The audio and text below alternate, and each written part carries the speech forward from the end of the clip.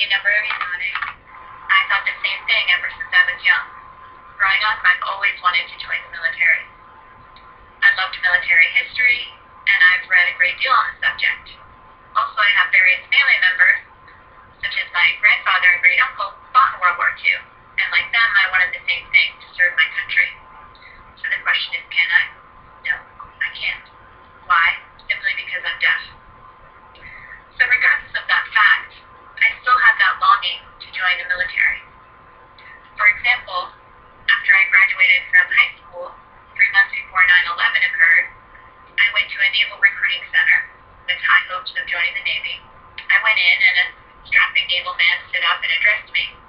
As he was speaking to me, it was impossible for me to read his lips, so I said, "I'm sorry, I'm deaf." He tore off a little piece of paper and wrote down 3 words, "bad ear, disqual." He didn't even fully spell out disqualified, just bad ear, disqual.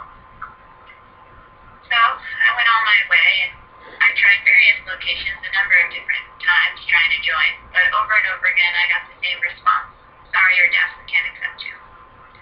So I shifted gears and decided to become a teacher. I completed a master's in deaf education and taught for almost 2 years until this past spring when 3 things occurred that changed that course. The first of which was while I was teaching a high school history class. I lectured on the Mexican-American War. The bell had rung and I was seated at my desk when one of my students, who was deaf, approached me and said he'd like to join the military. I said, sorry, you can't, you're deaf." Then I caught myself. It struck me that all along I'd been told no, I can't, and now I was perpetuating that same message to the next generation, my own students. That realization had a large impact that really resonated with me. Now, the second thing that happened, my friend had just moved to Israel. Did you know that in Israel they accept deaf people in the military?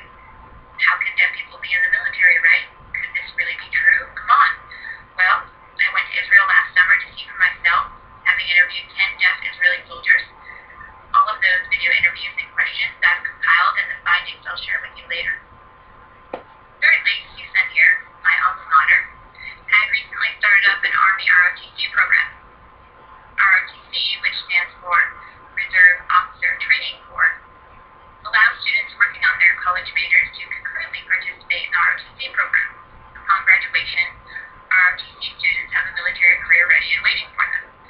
So if one joins the Army, one could commission as a second lieutenant. That's generally the ROTC program here at CSUN. Having learned that, I was intrigued. I already had a profession as a teacher, but I went ahead anyways and sent an email off to the program explaining that I was a teacher of the deaf, wondering if I could take a few classes with them and perhaps share their lessons with my students. I got an email response back, and surprisingly, it was the first time that I wasn't told, "Sorry, no, you can't, you're deaf." I said, "Well, that's interesting. I think maybe we can work something out and you can take a few classes with us." This was unprecedented, so naturally I was shocked. Although I was teaching, I decided I had to grab the opportunity right away and get my foot in the door. Altogether, that's how it transpired. Now, with all my life experiences, having talked with all the people I had, and given everything I've read, I decided to write a research paper called Deaf in the Military. I'll share with you what those 98 pages entail. Here in America, we've actually had deaf soldiers serving in the past. In fact, during the Texas War of Independence, there was a key character named Deaf Smith who made a large contribution to that war effort. For the American Civil War, Gallaudet University actually has archived a list of deaf soldiers in that war from the North and the South, showing that deaf soldiers were even fighting against each other. During World War II, there are a few rare examples of deaf people who made it into the military at that time and were able to serve their country as well. History illustrates the fact that America has had deaf soldiers in contrast to today. In my paper, I also discussed the deaf Israeli soldiers. I learned that they served in non-combat roles. The deaf soldiers are not on the front lines engaged in fire, but rather are behind the lines serving in supportive roles. There are a plethora of various non-combat jobs accessible to the deaf: intelligence, computer technology, map drawing, supply, military dog training, the list goes on. The communication between deaf Israeli soldiers and other soldiers who are hearing is carried out with the same approaches deaf people in general use with the hearing public on a daily basis. You can use your voice, lip read, gesture. Sometimes another soldier knows sign language and that can be utilized. Pen and paper, text,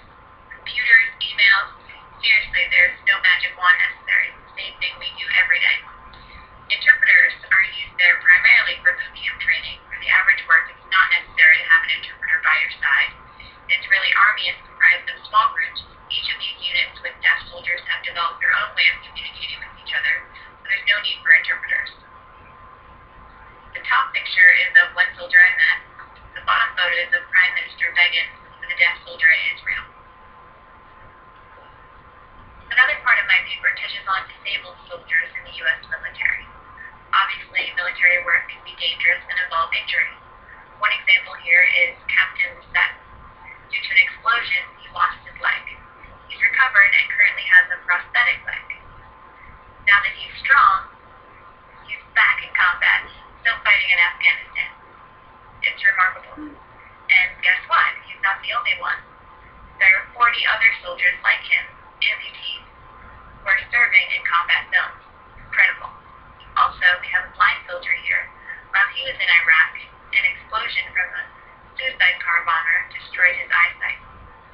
He's recovered and hasn't left the Army. The Army has retained him on active duty, and he's currently running a hospital for wounded soldiers. I also found out online about another soldier who's deaf in one ear. He's developed several programs in Iraq, one of which actually started a school for the deaf in Iraq. All of this is incredible, but I'm going to ask all of you, if the U.S. military can retain their disabled soldiers, why can't they accept disabled citizens as well? Moreover, out of all the U.S. military jobs, 80% are non-combat positions. There are many jobs that we in the deaf community can do.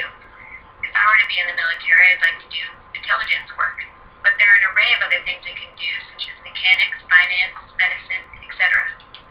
So to summarize, I've presented 3 premises to support my argument. The first being, Israeli defense openly accepts deaf soldiers. If you have the quality and skills required, they'll take you. Secondly, U.S. military has accommodations for retaining their disabled soldiers. And lastly, 80% of occupations in the military are non-combat. Now, can we deaf Americans serve our country? Yes, of course, absolutely, without a doubt. Now I'll explain a bit about my experience in the Army ROTC, which began last fall. I've been involved with that thus far, and it's still going on now. But I need to preface this by saying that this is the first time a battalion had ever had a deaf cadet. They'd never experienced that before, so of course they were taken back, wondering initially how I would do this or that, how I would communicate and such. Which is a natural reaction, considering that many of them had never interacted with a deaf person prior to me. And plus, I was taken back by this. It was the real thing, the Army. I had to learn a whole new world full of military jargon, with its own culture, and everything. So we started out slow, getting to know each other, and learning how to work together progressively. For example, on the first day of class, I had no uniform, so I showed up in regular clothes while the other cadets were all in uniform. I found out that every morning at 5:30 there was physical training, PT. On Fridays, there'd be field training labs off campus, and occasionally we would have weekend training at a military base. So I showed up ready each morning at 5:30 with all the cadets in uniform and me in my civilian clothes. They told me, hey, you don't need to work out, you can just simply take classes. I told them I wanted to anyway. They acknowledged that, and I continued to show up every morning to train. When Friday came, I asked if I could do the field training. I was told, no, just stick with class. I insisted that I wanted to try. Somewhat reluctantly, they let me attend class, but only as an observer. I would only be allowed to sit and watch, not